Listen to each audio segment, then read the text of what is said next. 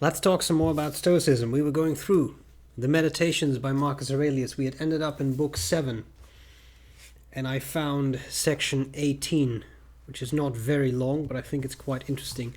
I found that a very fascinating section.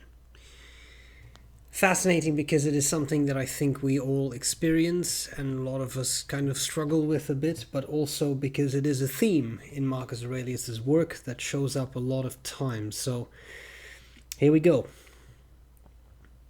Is someone afraid of change? Well, what can ever come to be without change? Or what is dearer or closer to the nature of the whole than change? Can you yourself take a bath if the wood that heats it is not changed? Can you be fed unless what you eat changes? Can any other of the benefits of life be achieved without change? Do you not see then that for you to be changed is equal and equally necessary to the nature of the whole? Change is this kind of thing that freaks people out a bit, isn't it? I think that's because from an evolutionary viewpoint, we have come to be wary of change, right?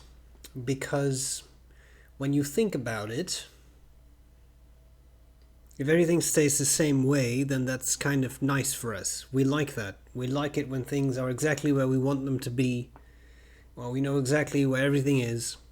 If you know exactly where we are, what our whatever commute is, what the route is, how to get there. We like all those things. We like things to stay the same.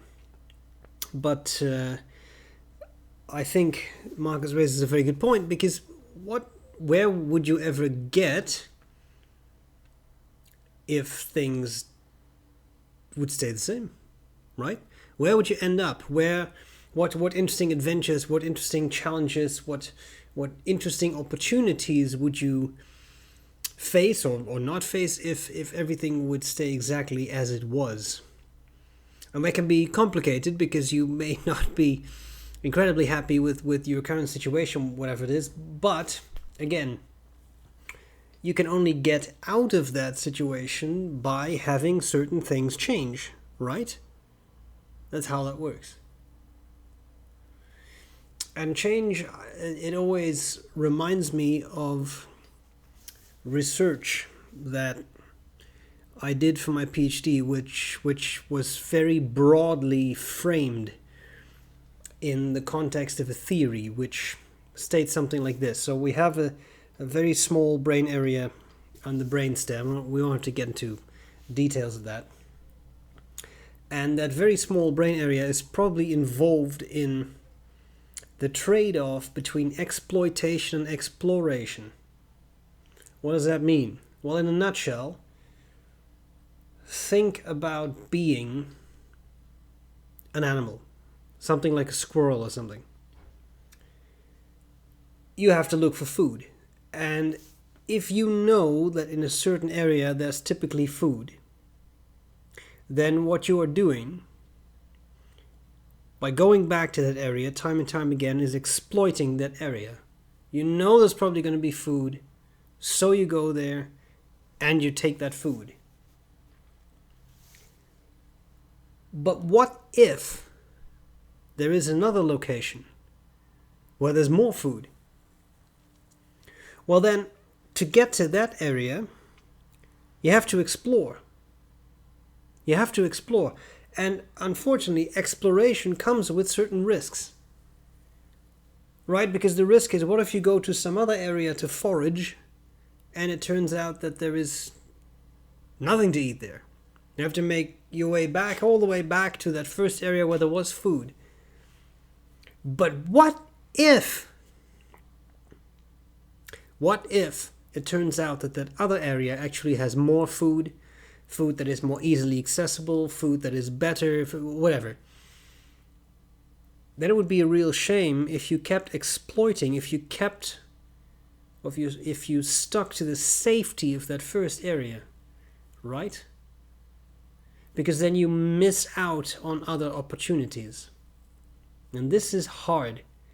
people find this hard. Animals struggle with it, but people find this hard too. For the record, so this was related to that one little brain area, which it cells fire in two different ways. And if they fire in one way, then you typically see that test animals are exploiting. And if they fire in another way, they are a bit more easily distractible.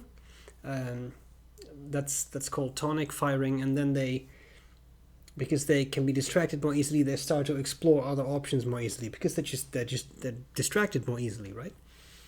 And humans do this too. This also works that way in humans. So imagine what that means. Imagine what it means to take a risk, not really knowing what the outcome of that risk will be. That's why it's a risk.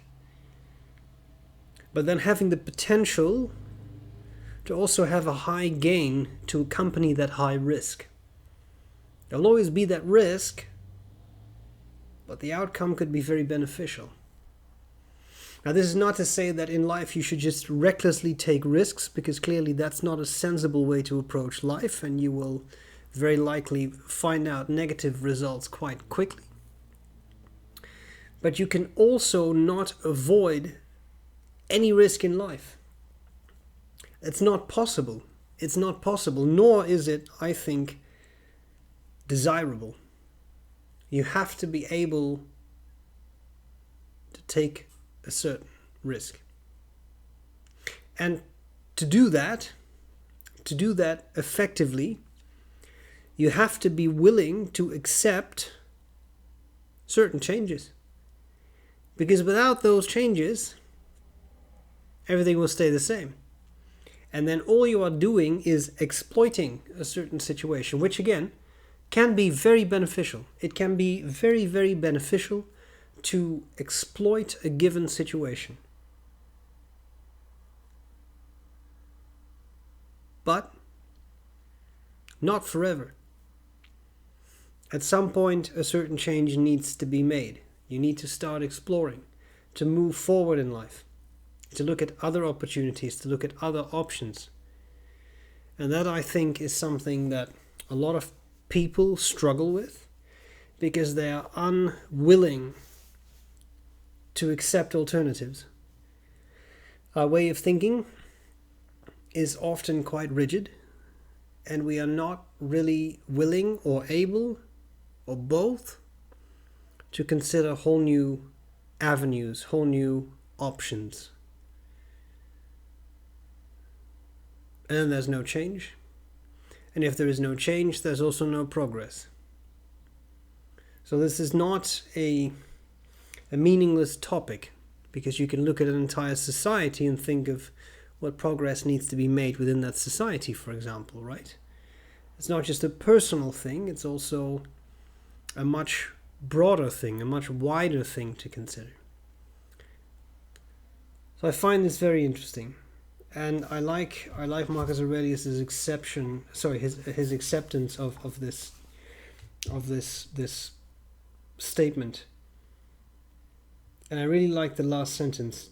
Do you not see then that for you to be changed is equal and equally necessary to the nature of the whole? Change is required for everyone.